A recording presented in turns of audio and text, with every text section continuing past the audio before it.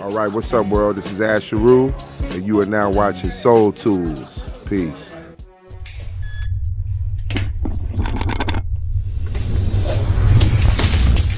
Soul.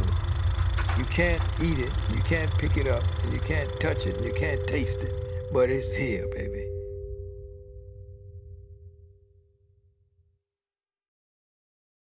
Are we sitting here with Asheru, Yeah, live from Washington, D.C.? How you feeling, brother?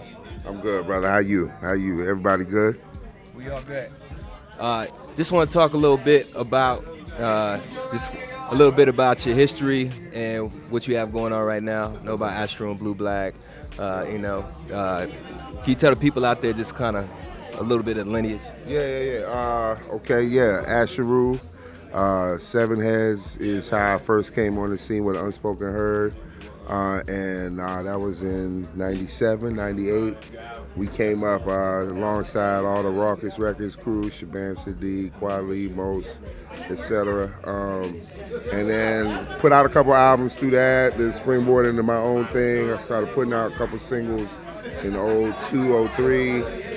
Boondocks popped up around 05, did the theme song for that show, and co-wrote some stuff with them, and just putting out music since then, just here and there. My last project was called Sleepless in Soweto, put that out in 2014, and just been moving and doing different things since then.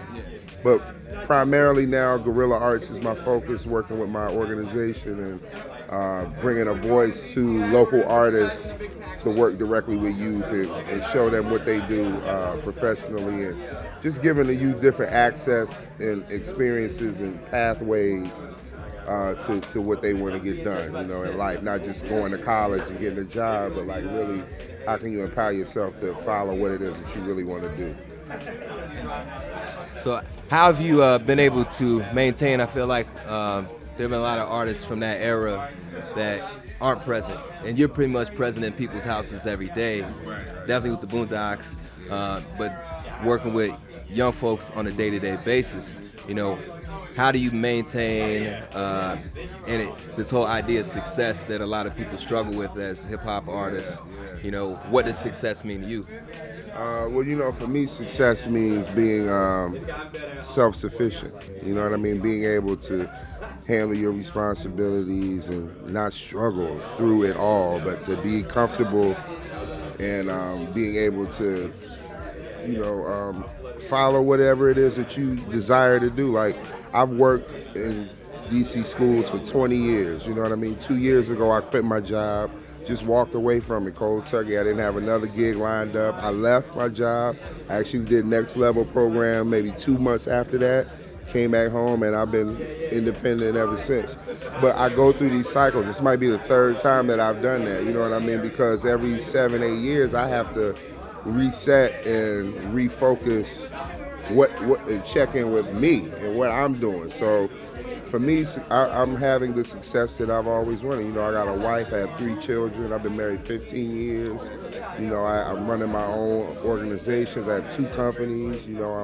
I am the captain of my ship, you know what I mean? And I'm literally able to exercise the ideas and the concepts and the things that come to my mind.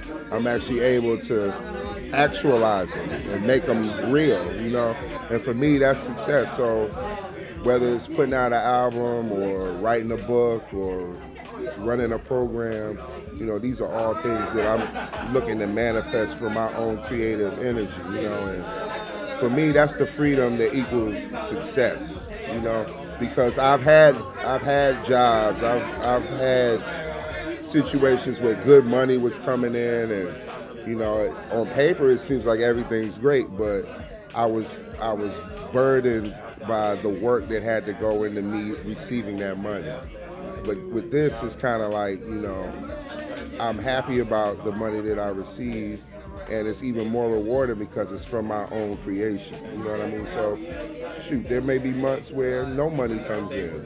Then there might be a month where a lot of money comes in. It just really depends on my workflow, my focus, my drive, my hustle, and the resources that are around me, and knowing how to use them to get what needs to get done.